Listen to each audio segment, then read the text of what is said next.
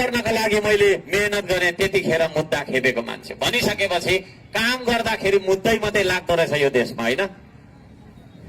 काम गरी खाने वातावरण छ यहाँ हो। एउटा सानो तपाईँको चाहिँ पसल खोल्नुहोस्, 50 थरीको कर है। हुँदा हुँदा होइन, हुन त हामी स्वाधीनताको कुरा गर्छौँ, एकछिनमा थुप्रै कुरा भन्नेवालामा छौँ। अब यी गाडीहरू हामी हेर्छौँ, त्यो सफारी होइन, हामीले बनाउनु पर्छ, यही बनाउनु पर्छ। यो सफारी हामीले यही बनाउनु पर्छ कि पर्दैन? त्यसतर्फ लागेको खोइ है। ल त्यो बनाउन नसके पनि विदेशबाट ल्याएको छ, 300% कर लगाइदिएको छ। 45,000मा आउनुपर्ने सफारी 3 लाख रुपियाँ परेको छैन आज।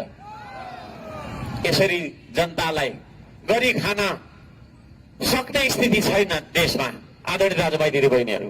त्यसो भएको कारणले गर्दाखेरि जुन हातले मलेसिया बनायो नि, जुन हातले साउदी र कतार बनायो नि, त्यो दुईटा हात हाम्रो देशमा केही न कामको भयो।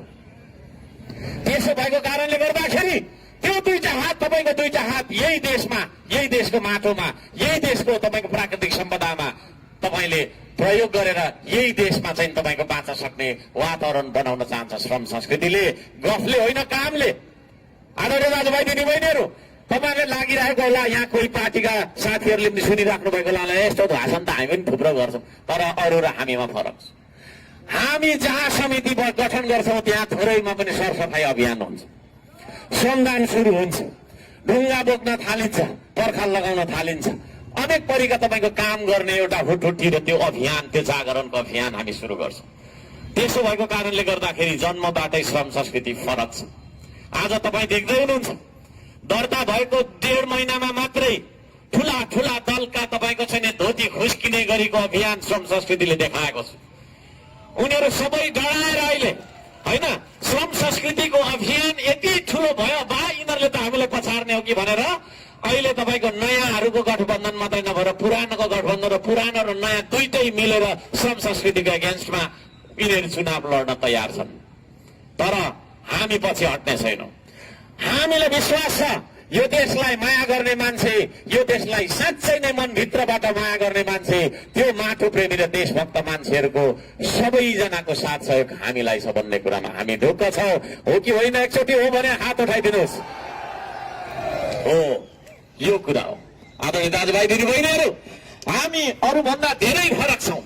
हामी मेलमिलापमा विश्वास गर्छौँ, तर मेलमिलाप पनि कस्तोसँग मिल्ने भन्ने बारेमा म एकछिन आउँछु। केही सीमा तपाईँहरूले धैर्यता गर्नै पर्छ। आदरणीय दाजुभाइ दिदीबहिनीहरू, बिग्रेको देशलाई बनाउन चाहन्छ श्रम संस्कृतिले। बिग्रेको देशलाई बनाउनु पर्छ कि पर्दैन है? बिग्रेको रहेछ भनेर लत्ताले दिएर उता भिरतिर गुल्टाइ पठाउनु पाइन्छ?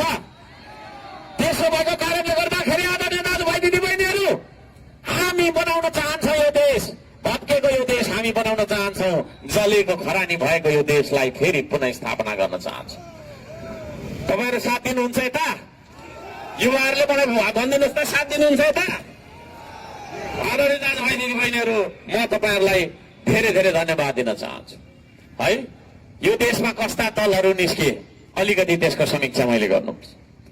पुराना दलहरू नयाँको मात्रै विरोध गर्यो, पुरानोको गरेन भन्ने गुनासो पनि थुप्रो छ। म कसैको विरोध गर्दिनँ, तर साँचो कुरा भन्ने साहस गर्छु है।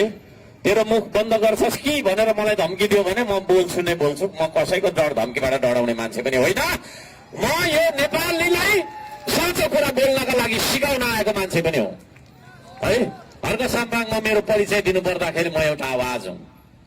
त्यो आवाज, जुन आवाजले युगौँसम्म सुतिरहेको अथवा सुत्न बाध्य बनाएको, उठ्न नदिएको समाजलाई म उठाउँछु र बोल्न सिकाउँछु। साँचो कुरा बोल्नुहोस्। यसलाई पानीको बोतल हो भने पानीको बोतलले भन्नुहोस्, कोकको बोतल नभन्नुहोस्। तपाईँले यो इटरी हो भने यसलाई इटरी नै हो भन्नुहोस्, यसलाई खनारो नभन्नुहोस्। साँचो कुरा